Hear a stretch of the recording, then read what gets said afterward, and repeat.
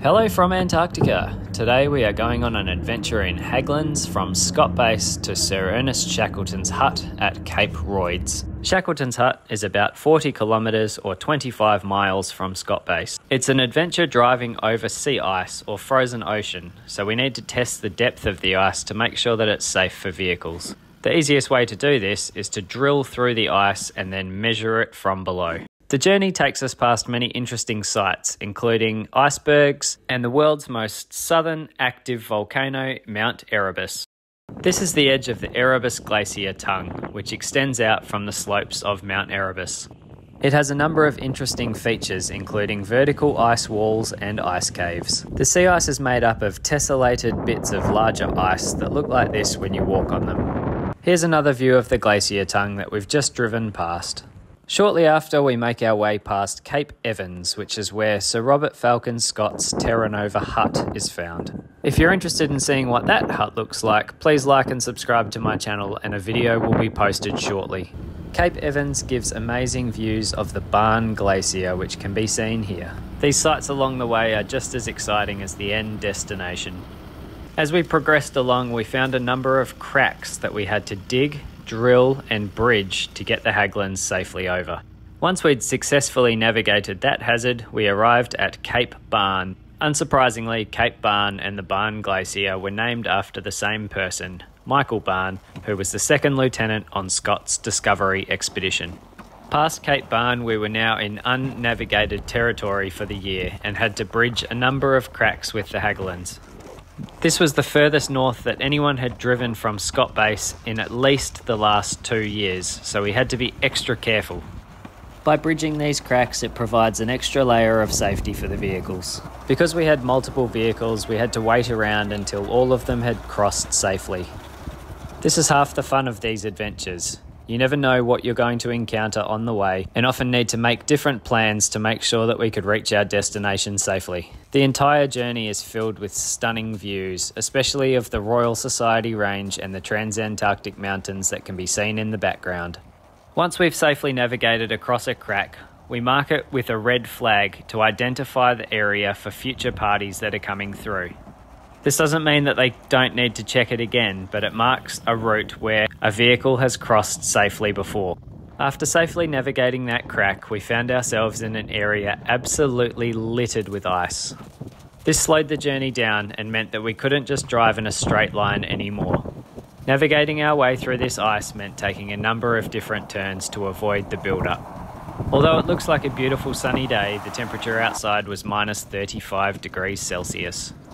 This meant that I didn't want to be outside for too long, so quickly jumped back in my Antarctic Uber. Upon reaching Cape Royds, we found the path blocked to vehicles, so we walked the rest of the way. Cape Royds is not only special because it's where Shackleton's hut is, it's also the location of the world's southernmost penguin colony. At the height of summer, there is open water at Cape Royds, allowing the penguins easy access to go fishing. We made our way over the crest of the hill and got our first view of the hut.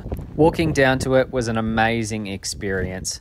I couldn't help but thinking of what these men endured back in the day and how much easier life is comparatively in Antarctica now. The hut was occupied by Shackleton and 14 of his men between 1907 and 1909. The Nimrod expedition, as it was named after the ship, achieved a number of firsts. In March 1908, a party of 5 became the first people to climb Mount Erebus. Mount Erebus is the world's southernmost active volcano and can be often seen billowing smoke and plume from the top of its crater. The team were also the first to take a printing press down to Antarctica and printed the very first book from the continent called Aurora Australis. I was the designated hut guide for this trip, so had the key to open the lock, which then allowed us to open the door. The hut is an Antarctic Specially Protected Area, which means there are certain protocols and procedures that we need to follow, including only visiting with a hut guide. And this is what it looks like inside. Please enjoy the silence, the peace, and the tranquility.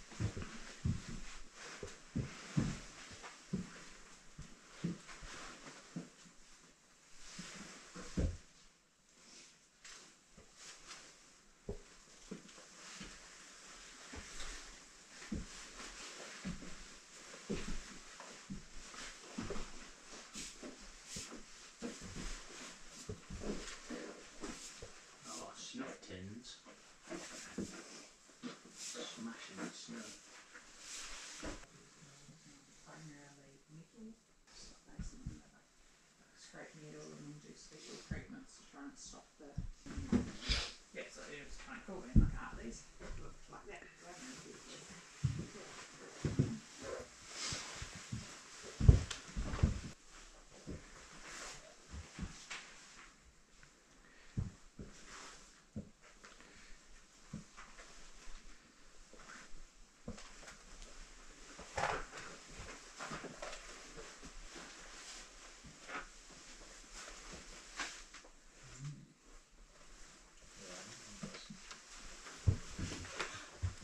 Bird egg, chicken and veal pate, kidney soup, tripe and onion, fish.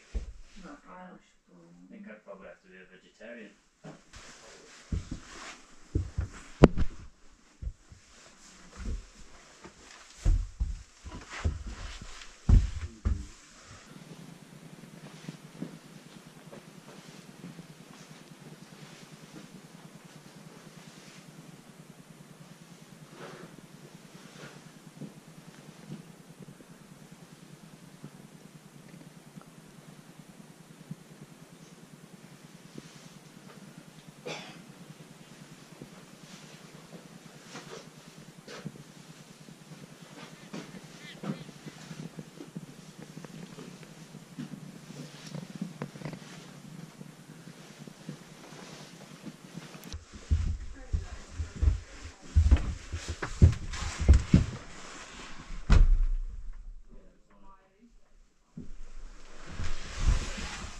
As we make our way outside the hut, we move around the building to see some of the artefacts that were left outside.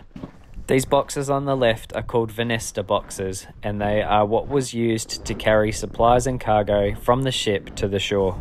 These boxes, along with the artefacts and the building itself, have been conserved by the New Zealand Antarctic Heritage Trust to preserve it for future generations. During their conservation efforts, the team found a number of bottles of Shackletons Whiskey underneath the floorboards in the hut. Upon discovering these bottles, a team from the Antarctic Heritage Trust contacted the original manufacturer and sent them some samples to recreate the blend.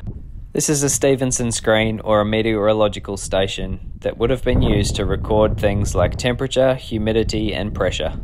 The small hills on the horizon form part of the world's southernmost penguin colony. Cape Royds also supports a number of Adelie penguins that come through and can often be visited on a trip to the hut. This penguin colony can be seen on the upper left-hand side of this video. After a few hours visiting the hut, checking out the penguins and looking at the artefacts, it was time to make our way back to Scott Base. The journey back was a bit quicker because we'd already proven the route and knew exactly where to drive by following our previous tracks. Because the weather was good, our tracks were still very visible on the way home. After another 4 hours, we made our way back to Scott Base just in time for dinner and to rest after a long day.